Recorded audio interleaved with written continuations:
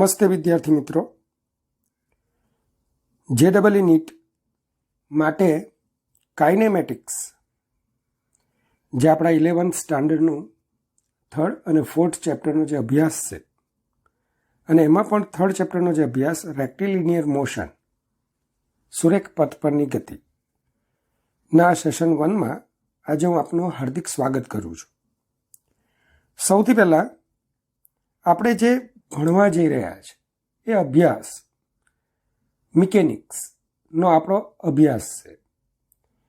હવે આજે મિકેનિક્સ શું છે તો કે ભાઈ પદાર્થ પર જે બળો લાગે એ બળોને લીધે શું થાય?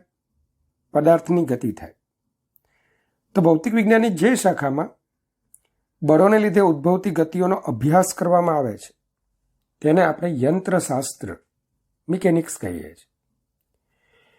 એના પ્રાથમિક પગથિયામાં મતલબ કે આપણે જે ત્રીજું ચેપ્ટર સ્ટાર્ટ કરીએ છીએ એનું જે પ્રથમ પગથિયું છે તેમાં આપણે અવકાશ એટલે સ્પેસ અને સમયના સંદર્ભમાં કણની ગતિનો અભ્યાસ કરીશું. પણ હા, એ માટે આપણે કોઈ ગતિનું કારણ કોણ છે એની આપણે ચિંતા કરીશું નહીં, એની કોઈ ચર્ચા પણ કરીશું નહીં. આ વિભાગને આપણે શુદ્ધ ગતિ વિજ્ઞાન કાઇનેમેટિક્સથી ઓળખીશું.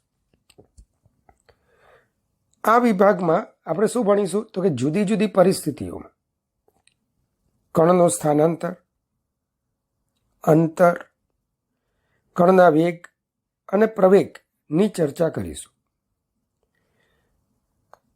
જ્યારે ડાયનેમિક્સનો જે અભ્યાસ આવશે મીન્સ આપણું 5th and 6th 5મા ચેપ્ટર પછીના જે ચેપ્ટર્સ છે એમાં આપણે કણની ગતિનો અભ્યાસ તે માટે જવાબદાર કારણો. તો કણની ગતિ થાય તો એ માટે જવાબદાર એક કારણ બળ, ચાક ગતિ માટેનું જવાબદાર કારણ ટોર્ક. તો એનો પણ આપણે ત્યાં અભ્યાસ કરીશું. હવે આવા યંત્રશાસ્ત્રને મુખ્યત્વે આપણે 2 શાખાઓમાં વિભાજિત કરીએ છીએ. મેં મારું વિભાજન ગતિની પરિસ્થિતિના સંદર્ભમાં કર્યું છે.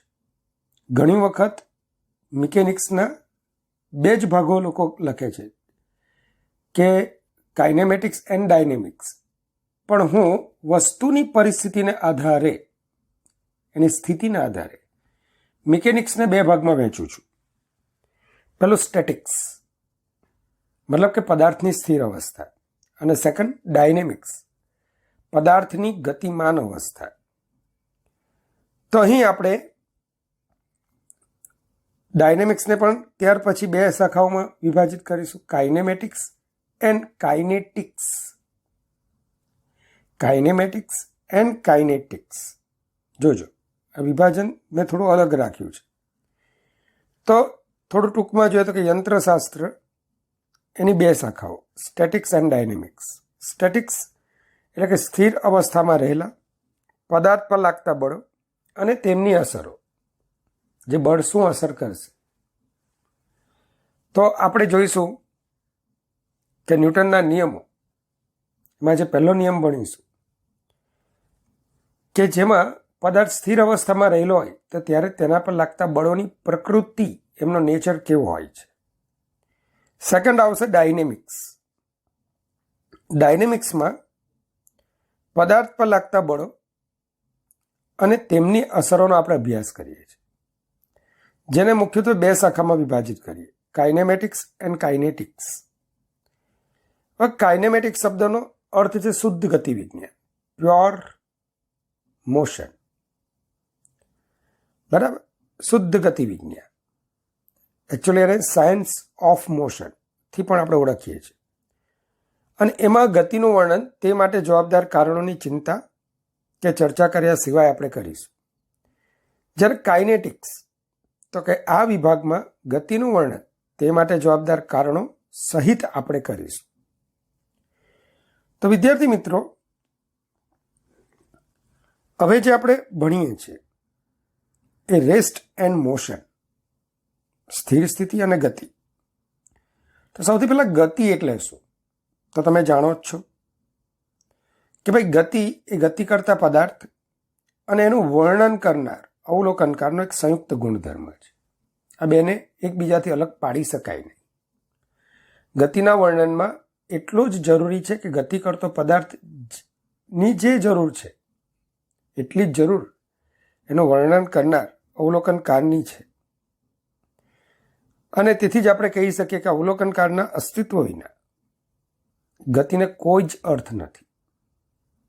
હું ગતિ કરું છું એ વાક્ય સંપૂર્ણ સત્ય નથી. હું ગતિ કરું છું કોની સાપેક્ષે? તો એ મારે કહેવું પડે કે ભાઈ હું બાઇક પર જતો હોઉં તો હું કહીશ કે ભાઈ રોડ પરના કોઈ સ્થિર વ્યક્તિની સાપેક્ષે હું ગતિમાં છું. અને મારી સાથે જ મારો મિત્ર બાઇક પર પાછળ બેઠો હોય તો હું આવું બોલીશ કે હું મારા મિત્રની સાપેક્ષે સ્થિર છું, ભલે હું બાઇક ચલાવતો હોઉં. તો કોઈ પણ વસ્તુ અવલોકનકારના અસ્તિત્વ વગર સ્થિર સ્થિતિમાં કે ગતિમાં હોઈ શકે નહીં. મતલબ અવલોકનકાર ઇઝ નેસેસરી.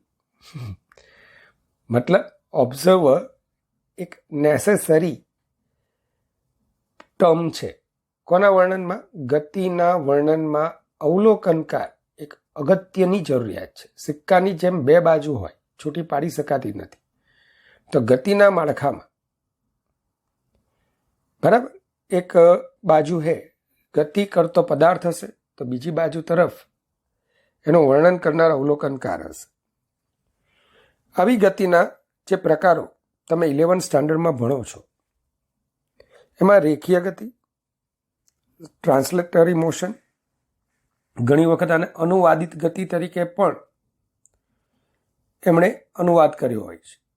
અનુવાદિત ગતિ, ટ્રાન્સલેશનનું ગુજરાતી શું થાય? અનુવાદ. તો ઘણી વખત તમે જ્યારે નીટ કે JEEના ગુજરાતી મીડિયમના પુસ્તકો જુઓ ને તો લેખકે ઇંગ્લિશ વર્ડનું અનુવાદિત ગતિ તરીકે વર્ણન લખેલું છે. તો આપણે માનવાનું રેખીય ગતિ. બીજું ચાક ગતિ, રોટેશનલ મોશન. ત્રીજું દોલન કે કંપન ગતિ, ઓસિલેટરી ઓર વાઇબ્રેશનલ મોશન. તો હવે સૌથી પહેલા આપણે જોઈએ રેખીય ગતિના પ્રકારો. આ ત્રણે ગતિઓ એ સમગ્ર 11 સાયન્સના તમારા અભ્યાસમાં તમે એને કવર કરશો. તો રેખીય ગતિ કે જેનો અભ્યાસ આપણે 3rd and 4th ચેપ્ટરમાં આપણે કરીશું. NCERTના 3rd and 4th ચેપ્ટરમાં તમે રેખીય ગતિનો અભ્યાસ કરો છો. હવે રેખીય ગતિ કરતો પદાર્થ એ સુરેખ કે વક્ર માર્ગે ગતિ કરતો હોઈ શકે. યાદ રાખજો, ઘણાને રેખા એટલે સુરેખા જ યાદ આવે. ફિઝિક્સમાં રેખાનો મિનિંગ માત્ર સુરેખા નહીં. એક સાદા શબ્દોમાં હું વર્ણન ત્યાર પછી કરીશ કે રેખીય ગતિ કેમ વક્ર પણ હોઈ શકે. તો જે રેખીય ચલો આપણે વર્ણવવાના છે, સ્થાનાંતર, વેગ, પ્રવેગ, એનો ઉપયોગ તમે કોઈ પણ ગતિ માટે કરી શકો છો, પછી સુરેખ માર્ગે થતી હોય કે વક્ર માર્ગે. આથી આ બધી ગતિઓને જનરલ રેખીય ગતિ કહીએ છીએ. પણ એના બે મુખ્ય પ્રકારોમાં રેક્ટિલિનિયર મોશન, સુરેખ પથ પરની ગતિ. તો સુરેખ માર્ગ પર થતી રેખીય ગતિને રેક્ટિલિનિયર મોશન આપણે કહીશું. અને આવી ગતિ એક પારિમાણિક ગતિ છે, 1D મોશન છે. દાખલા તરીકે સીધા રસ્તા પર ગતિ કરતી કાર, ટ્રક વગેરે, સુરેખ ટ્રેક પર ગતિ કરતી ટ્રેન, અને થર્ડ ઉર્ધ્વ દિશામાં ઉછાળેલ અથવા અમુક ઊંચાઈથી મુક્ત કરાયેલા દડાની ગતિ. તો આ આપણી રેક્ટિલિનિયર મોશન છે. બીજું આવશે કર્વિલિનિયર મોશન, જેમાં વળાંકો આવતા હોય. તો વક્ર માર્ગ પરની રેખીય ગતિને કર્વિલિનિયર મોશન કહે છે. અને જ્યારે કણનો ગતિમાર્ગ કોઈ સમતલમાં રહેલો હોય, તમને ખ્યાલ છે કે બે અક્ષો ભેગા મળીને એક સમતલ બનાવે, અને ધારો કે આ સમતલમાં કોઈ કણ આવા માર્ગે જતો હોય એ બિંદુથી બી બિંદુ પર,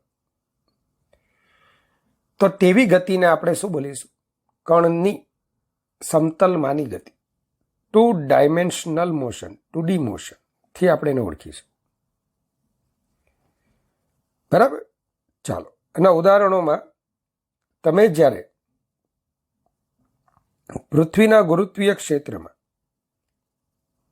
કોઈ પદાર્થને સમક્ષિતિજ સાથે 90 અંશના ખૂણા સિવાય ના કોઈ ખૂણે ફેંકો છો તો આ પદાર્થ કંઈક આવા ગતિપથ અંગ્રેજીમાં એને બોલીશું ટ્રેજેક્ટરી, આવા ગતિપથ પર ગતિ કરે છે. અને આવા ગતિપથને આપણે દ્વિપારિમાણિક અથવા સમતલીય ગતિપથ બોલીશું, જેનો અભ્યાસ પ્રક્ષિપ્ત ગતિ તરીકે આપણે અલગથી કરવાના છે. તો વિદ્યાર્થી મિત્રો, પૃથ્વીના ગુરુત્વીય ક્ષેત્રમાં સમક્ષિતિજ સાથે અમુક કોણે ફેંકેલા પદાર્થની ગતિ, બીજું દોરીના છેડે બાંધીને ગોળ ગોળ ઘુમાવાતા પથ્થરની ગતિ. આ કર્વિલિનિયર મોશનના એક્ઝામ્પલ્સ છે. હવે આવે છે રેફરન્સ ફ્રેમ, નિર્દેશ ફ્રેમ.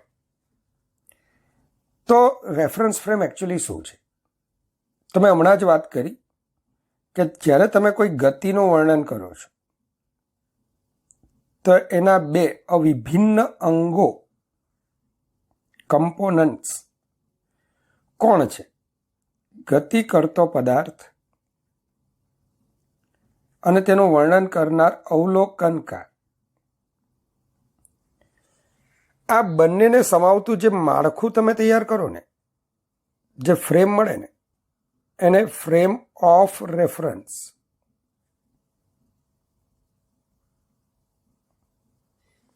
અથવા નિર્દેશ ફ્રેમ કહીએ છીએ.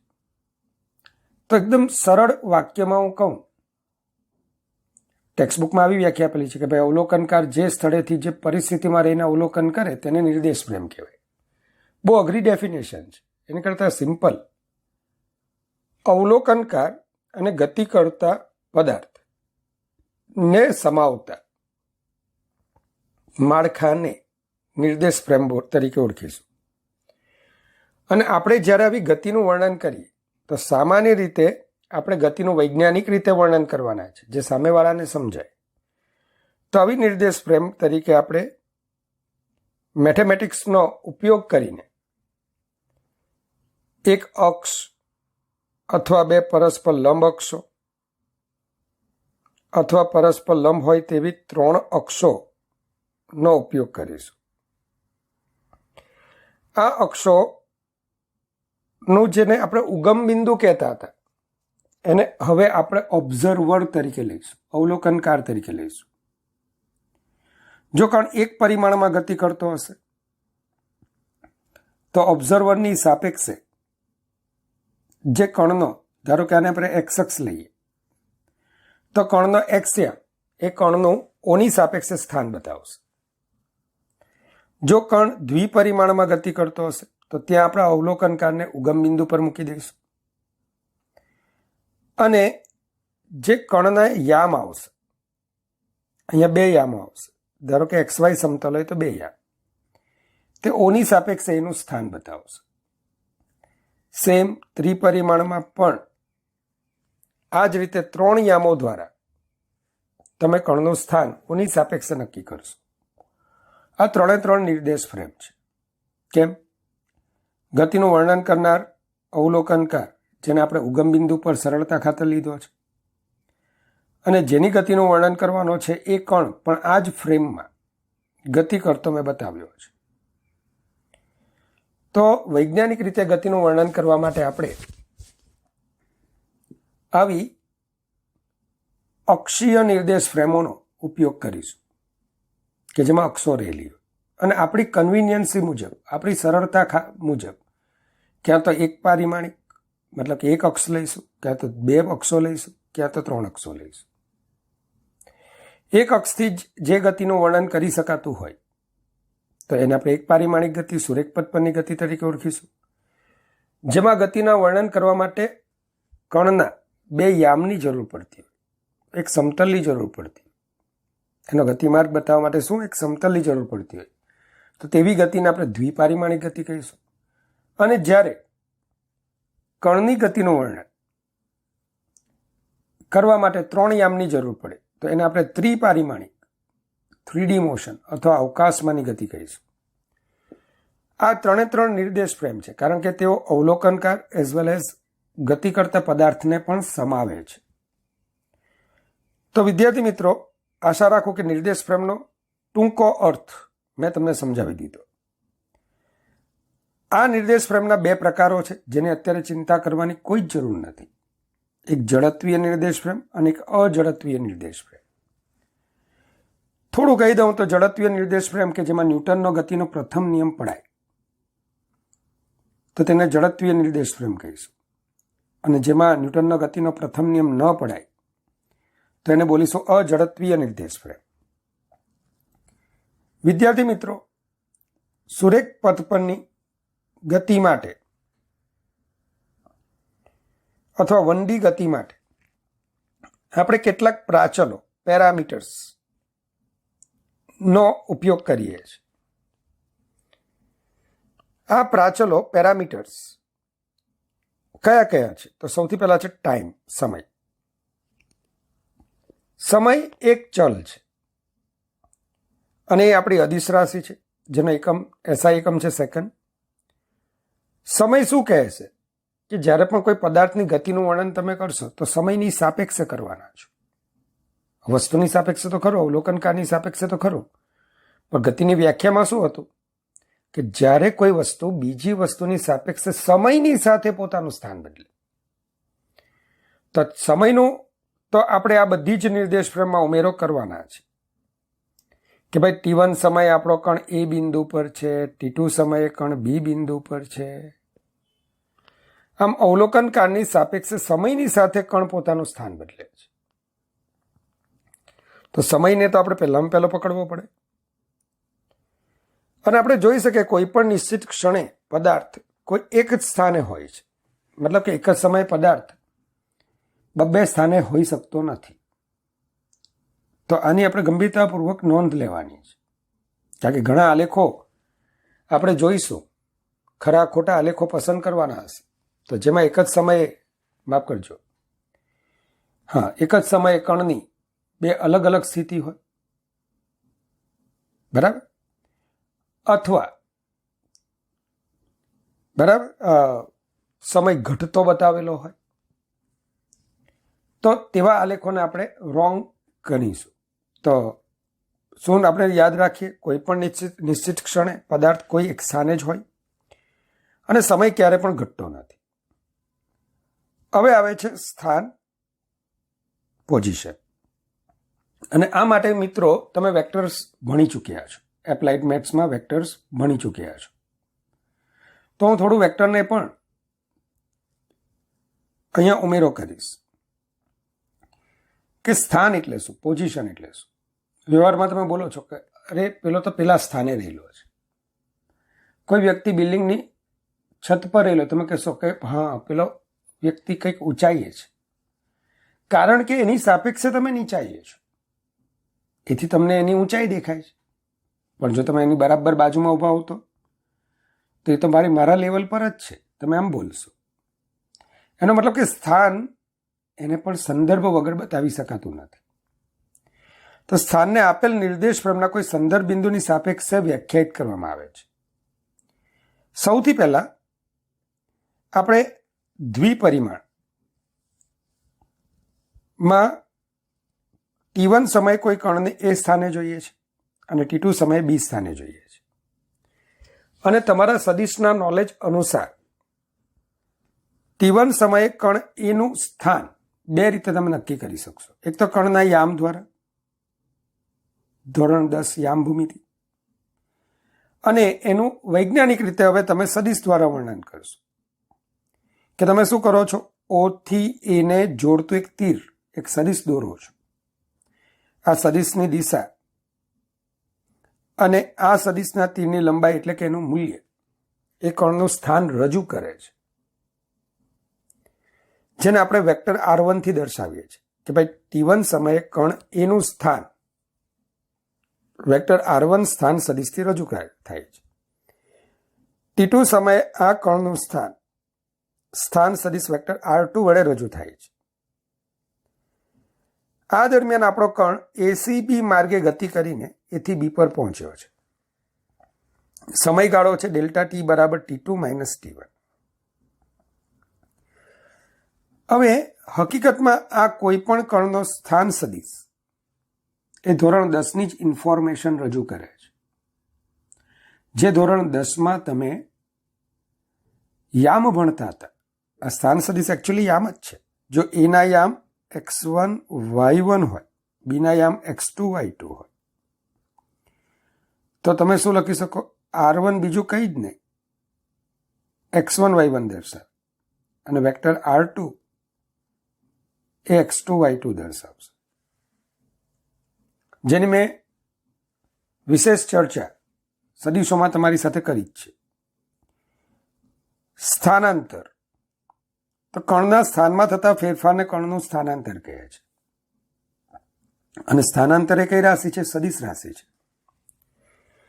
આકૃતિમાં કણનો સ્થાનાંતર સદિશ એ A થી B ને જોડતો સદિશ છે. A થી B ને તમે જોડો તો એ તમારો સ્થાનાંતરનો સદિશ થશે. અને સ્થાનાંતરનો સદિશ મતલબ અંતિમ સ્થાન ઓછા પ્રારંભિક સ્થાન, મતલબ vector R2 minus vector R1. અંતિમ સ્થાન દર્શાવતો સદિશ એટલે કે બીનું સ્થાન દર્શાવતો સદિશ વેક્ટર R2 છે, અને એનું સ્થાન દર્શાવતો સદિશ વેક્ટર R1 છે. તો તમે શું બોલશો કે આ જે સ્થાનાંતર સદિશ છે એ vector R2 minus vector R1 બતાવે છે.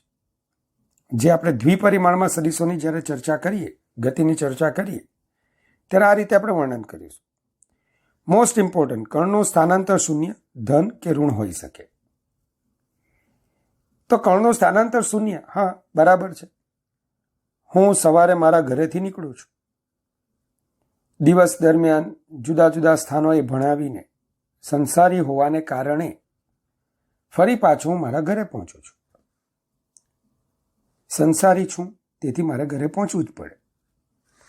કારણ કે બાવાને કોઈ સ્થાન હોતું નથી ફિક્સ. ઇનિશિયલ અને ફાઇનલ એમનું ફિક્સ નથી હોતું. પણ હું કોઈ બાવો નથી, આથી હું ફરી પાછો મારા ઘરે જ પહોંચીશ.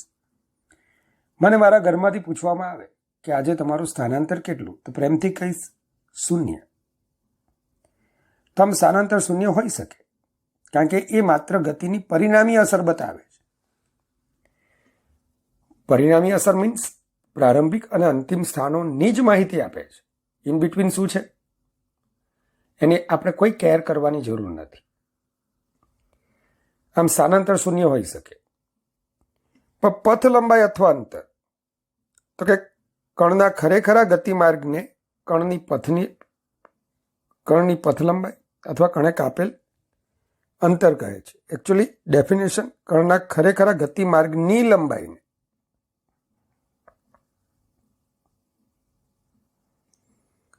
કણની પથ લંબાઈ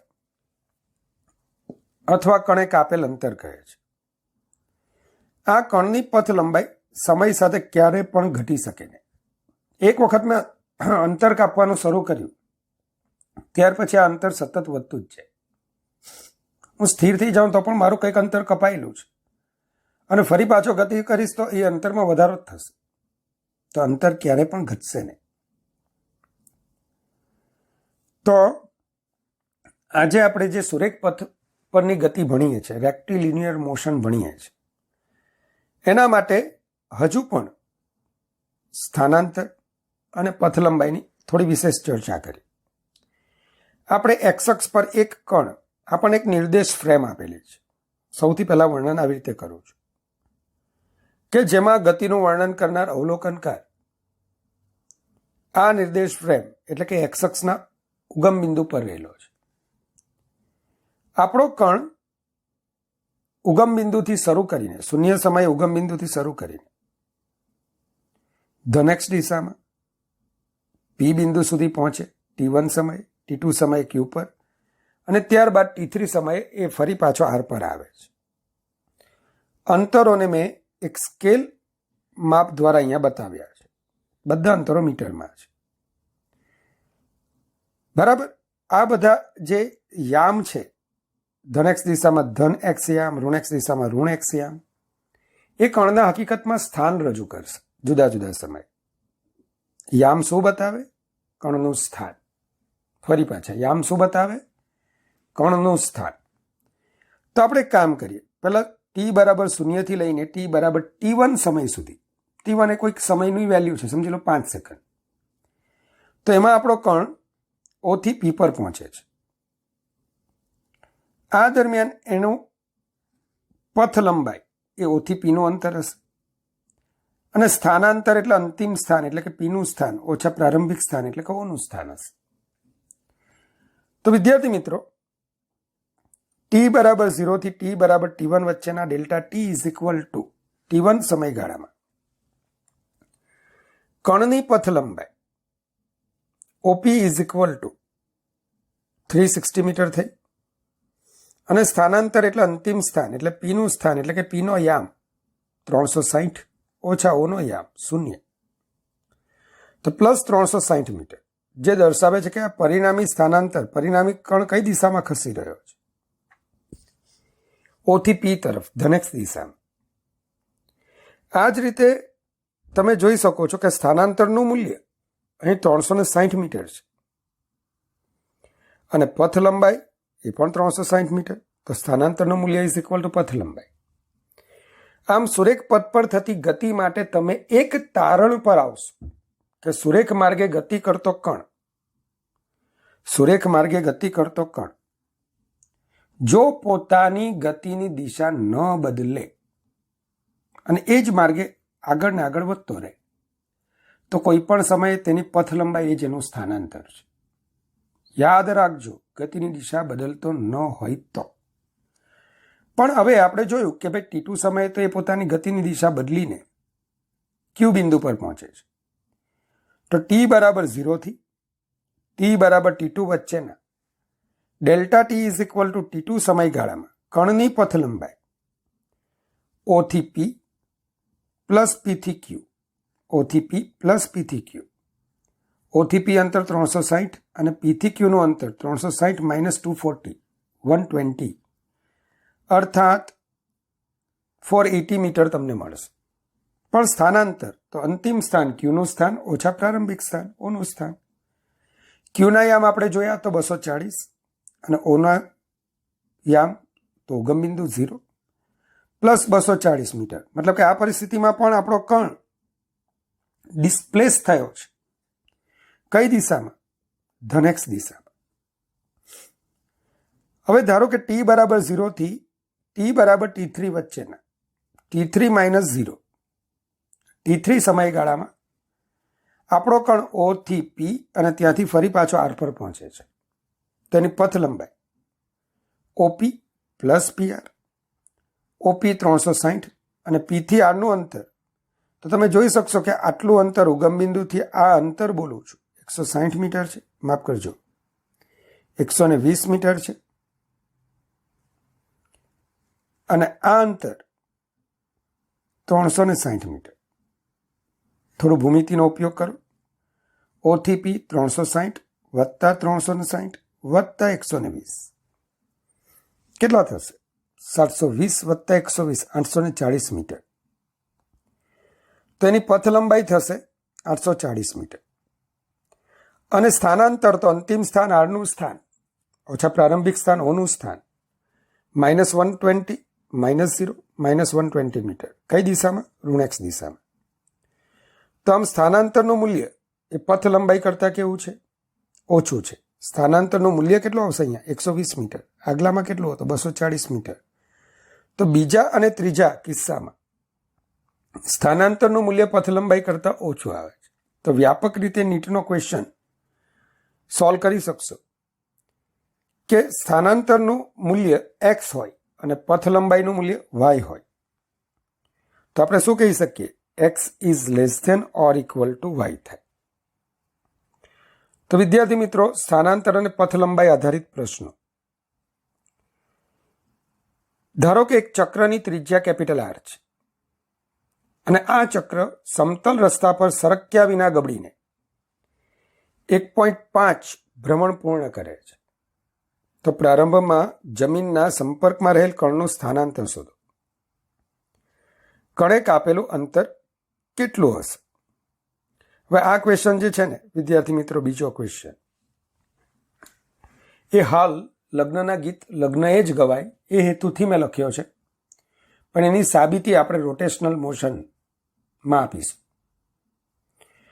તો કણે કાપેલું અંતર એને આપણે હું એક નોંધ કરાવું, એની અંદર તમારે જોવાની છે. તો સૌથી પહેલાં આ આપણું એક ચક્ર પૈંડું કે જેની ત્રિજ્યા છે કેપિટલ આર, 1.5 ભ્રમણ પૂર્ણ કરે છે અને સરક્યા વિના ગબડે છે. મતલબ કે એનો આખો પરિઘ દરેક ક્ષણે જમીન પરથી પસાર થાય છે.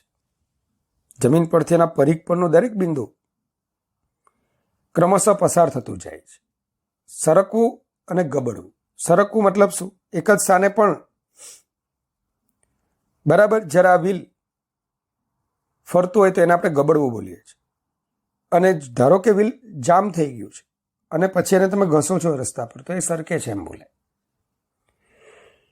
તો અત્યારે આપણે સરક્યા વિના ગબડીને જાય છે. હવે 1.5 ભ્રમણ પૂરું કરે છે તો તમને ખબર કે એક આખું ભ્રમણ પૂરું કરે એટલે વર્તુળનો પરિઘ 2πr રસ્તા પરથી પસાર થાય. તો એક ભ્રમણ પૂર્ણ થાય ત્યારે રસ્તા પરનું અંતર પરિઘ જેટલું થાય 2πr. તો 1.5 ભ્રમણ પૂરું થાય ત્યારે રસ્તા પરનું અંતર કેટલું થાય? 3πr. 1.5 into 2πr 3πr. તો વિદ્યાર્થી મિત્રો, પીથી આ બિંદુ ધારો કે આને ક્યુ નામ આપ્યું, આ અંતર તમને 3πr મળ્યું. મને સ્થાનાંતર પૂછ્યું છે તો પ્રારંભમાં આપણો કણ ક્યાં હતો? પી બિંદુએ. અને 1.5 ભ્રમણ પૂર્ણ કર્યા પછી એ વ્યાસાંતે આવેલા પી ડેશ બિંદુ પર પહોંચવા. પી ને પી ડેશને જોડતું સીધું અંતર એને આપણે શું બોલીશું? સ્થાનાંતર. અને પાયથાગોરસ આવીને મદદ કરશે અહીંયા કે આ તો આપણા કાટકોણ ત્રિકોણનો કર્ણ છે કે જેની એક બાજુની લંબાઈ 3πr, કાટખૂણો બનાવતી એક બાજુની લંબાઈ 3πr, બીજી બાજુની લંબાઈ 2r છે. તો આ શું થયું? આપણું સ્થાનાંતર. તો અહીંયા ડી ઇઝ ઇક્વલ ટુ પી થી પી ડેશનું અંતર એટલે કે કર્ણનું માપ √3πr whole square plus 2r². તો 9π²r² પ્લસ 4r². r² ને કોમન લો અને વર્ગમૂળમાંથી r² ને બહાર લો. તો d is equal to r √9π² plus 4. કણે કાપેલ અંતર જો મેં સ્ટાર માર્ક કર્યો છે તો કણે કાપેલ અંતર 1.5 into 8r is equal two 12r. ક્યાંથી આવ્યું? એને સમજવા માટે કણના આ પૈંડાની ગતિ દરમિયાન કણના સ્થાનને આપણે જોવાનું છે કે આપણું પૈંડું સરક્યા વિના ગબડીને આગળ વધે છે. આ દરમિયાન શરૂઆતમાં આપણો કણ પી જમીન સાથે ટચ કરતો હતો, સંપર્કમાં હતો. થોડા સમય પછી જેવું પૈંડું આગળ વધે એટલે પીનું સ્થાન કંઈક અહીંયા હશે, ત્યાર પછી અહીંયા હશે, પછી અહીંયા હશે. એક સમયે અડધા પરિભ્રમણ બાદ એ ટોચ પર પહોંચશે અને ફરી પાછું એ કણ પી નીચે આવતો જશે. તો આકૃતિમાં જે મેં આ ગતિમાર્ગ બતાવ્યો છે એ પીનો ગતિમાર્ગ છે અને આ ગતિમાર્ગને સાયક્લોઇડ કહેવાય. શું બોલાય એને? સાયક્લોઇડ. જેની ગણતરી અત્યારે તમે નાના છો, હું હમણાં કરી શકું છું, પણ અત્યારે તમે નાના છો. અને બીજું કે ચાક ગતિ આપણે ભણ્યા નથી. તો એ દરમિયાન આપણે શીખીશું કે આ ગતિમાર્ગ એક ભ્રમણ દરમિયાન આ ગતિમાર્ગની લંબાઈ 8r થશે, જ્યાં કેપિટલ R ચક્રની ત્રિજ્યા છે, પૈંડાની ત્રિજ્યા છે. તો અહીં કણ પીના ગતિમાર્ગને આપણે સાયક્લોઇડ કહીશું. અને જો કેપિટલ R ત્રિજ્યાનું ચક્ર સમતલ રસ્તા પર સરક્યા વિના ગબડે તો તેના જમીન સાથે સંપર્કમાં રહેલા કણે એક ભ્રમણ દરમિયાન કાપેલ અંતર 8r થશે. બરાબર ધ્યાન આપજો. તો એક ભ્રમણ દરમિયાન 8r, તો તો 1.5 ભ્રમણ દરમિયાન કેટલું? તો 8r ઇન્ટુ 1.5 12r.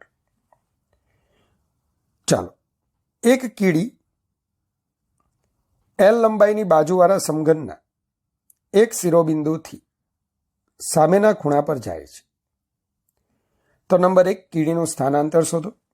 નંબર 2, જો આપેલ કીડી સ્માર્ટ હોય તો તેણે કેટલું લઘુત્તમ અંતર કાપ્યું હશે? જો આ કીડી બોર્નવિટાના કણો ભૂતકાળમાં એણે ખાધા હોય કે જેથી બુદ્ધિશાળી બની ગઈ હોય તો એણે કાપેલું લઘુત્તમ અંતર કેટલું હશે? અહીંયા વિદ્યાર્થી મિત્રો તમને એક વાત જણાવ કે ધારો કે હું મારા ઘરેથી આ બી બિંદુ પર આવા કોઈ માર્ગે ગતિ કરીને પહોંચું છું. આ દરમિયાન મેં કાપેલું કુલ અંતર, જેને પથ લંબાઈ કહીએ, ધારો કે એ 40 કિલોમીટર છે. તમારું સ્થાનાંતર એકચ્યુઅલી શું હોય? તો કે એથી બીને જોડતું સીધું અંતર, જે દિશા પણ બતાવે છે. અને દિશા માટે તમને ખબર છે, નોર્થ, સાઉથ, ઈસ્ટ, વેસ્ટ. ધારો કે આ સીધું એથી બીનું સીધું અંતર 40 કિલોમીટર હોય, 25 કિલોમીટર હોય, તો હું એમ બોલીશ કે મારું સ્થાનાંતર 25 કિલોમીટર દક્ષિણ દિશામાં, કારણ કે હું સાઉથ દક્ષિણ તરફ ગયો છું. બરાબર છે. હવે તમને એમ થાય કે લઘુત્તમ અંતર એટલે કયું? તો સ્થાનાંતર પોતે જ લઘુત્તમ અંતર છે. તો અહીંયા જે મેં લખ્યું છે કે સ્થાનાંતર પણ શોધો અને લઘુત્તમ અંતર પણ શોધો, તો અહીંયા કંઈક ભેદ છે જેને આપણે સમજીએ. સૌથી પહેલાં આપણે એક સમઘન લીધો, અને સમઘન વિશે આજે જે ભણાવું છું એ કાયમી યાદ રાખજો. દરેક બાજુની લંબાઈ સ્મોલ l છે. સમઘનની દરેક બાજુઓ ચોરસ છે. ટોટલ 6 સપાટીઓ આવેલી છે. સપાટીનો વિકર્ણ તમે જુઓ તો તમે અહીંથી જરા અવલોકન કરો તો તમને ABCD ચોરસ દેખાશે.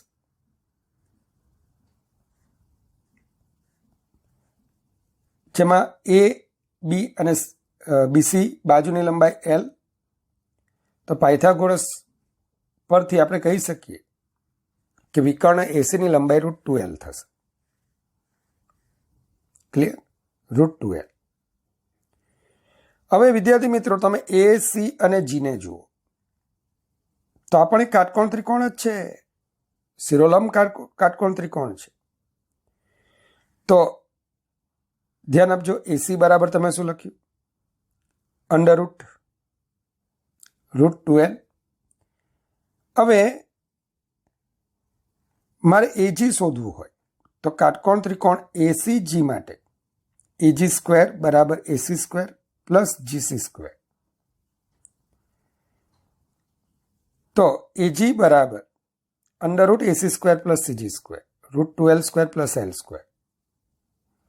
તો 2l² પ્લસ l² √3l² અથવા √3l. તો આ એનું સ્થાનાંતર થયું, કારણ કે કીડીનું પ્રારંભિક સ્થાન A, અંતિમ સ્થાન G, A થી G ને જોડતું સીધું અંતર એ એનું સ્થાનાંતર. પણ હવે ક્વેશ્ચન એ છે કે કીડી એ કાપેલું લઘુત્તમ અંતર કેટલું? ઘણા કહેશે સર AG જ આવે ને. હું કહું છું ના, કીડી છે, બરાબર? માખી થોડી છે કે જે ઉડીને સીધી એથી G પર જાય. કીડી છે, ચાલીને જવાની. સ્પેસ વોક તો કીડીને આવડતું છે નહીં. આથી આપણે કીડીની મુસાફરી આવા 2 સમતલોમાં વિચારવી પડશે કે એથી G પર જવું હોય તો ધારો કે એણે એક સમતલમાં ગઈ અને પછી બીજા સમતલમાં ગઈ.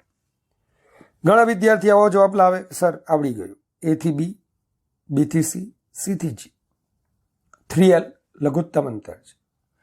તો ઘણા મને એમ પણ કહેશે સર A થી C અને C થી G આ લઘુત્તમ અંતર. પણ અહીંયા સ્માર્ટ બનવાનું છે. લઘુત્તમ અંતર એ 2 બિંદુઓને જોડતું સીધું અંતર છે. તમે અત્યારે 3Dમાં જુઓ છો તો શું ACG આ માર્ગ એકદમ સ્ટ્રેટ લાઈન છે, સીધો છે? જવાબ છે ના. કેમ ના? સમજાવો. તમે એક કામ કરો, સરળતા ખાતર આખા સમઘનને ખોલી નાખો.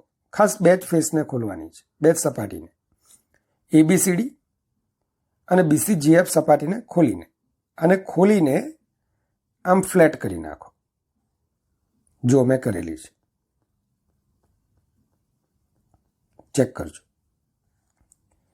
ABCD બરાબર, જે તળિયાની સપાટી હતી, અને ત્યારબાદ BFGC અને ફ્લેટ કરી નાખી. બરાબર BFGC. કીડીનું પ્રારંભિક સ્થાન એ હતું, અંતિમ સ્થાન G છે. A થી G ને જોડતું સીધું અંતર, આ જ A અને G વચ્ચેનું લઘુત્તમ અંતર છે. કોઈ પણ બે બિંદુ વચ્ચેનું લઘુત્તમ અંતર એટલે તે બે બિંદુને જોડતું સીધું અંતર. તો આ સીધું અંતર તમારે જુઓ. તો એ કીડીએ કાપેલું લઘુત્તમ અંતર થશે, જે A અને G ને જોડતું સીધું અંતર છે. સરસ. આ બાજુની લંબાઈ L, આ બાજુની લંબાઈ પણ L, તો ટોટલ 2L થઈ. આ પણ L છે, સમઘનની દરેક બાજુઓ L લંબાઈની છે. તો આ 2L, આ L, તો આ અંતર આપણું S minimum is equal two Pythagoras પરથી શું કહેશું? તો S minimum is equal two √2L² plus L².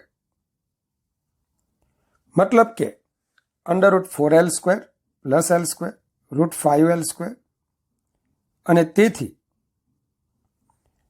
શું બોલીશું આપણે? √5L, 2.236L. હવે જો તમે વિચારતા હતા ACG માં, તો ત્યાં પણ તમારું અંતર શું બનતું હતું? A થી C પ્લસ C થી G, √2L plus L, 1.41L plus L, 2.41L. એની કરતાં પણ મારું અંતર √5L ઓછું છે. તો બિંગ સ્માર્ટ, થોડા સ્માર્ટ બનીએ અને આ પ્રકારના પ્રશ્નો એને આપણે બુદ્ધિપૂર્વક ઉકેલીએ. મારો પ્રયત્ન મોટેભાગે આવા ટિપિકલ ક્વેશ્ચન્સને જ આપણા વિડીયોમાં ડિસ્કસ કરવાનો રહેશે, કે જેનાથી આપણે વિચારવાની એક લિમિટ એને ક્રોસ કરીને એક નવી લિમિટ બાંધીએ. હું તો એકચ્યુઅલી એમ કહું, કોઈ લિમિટ વિચારવાની આપણે રાખવાની જ નથી. સમય જતાં આપણે આ વિચારોની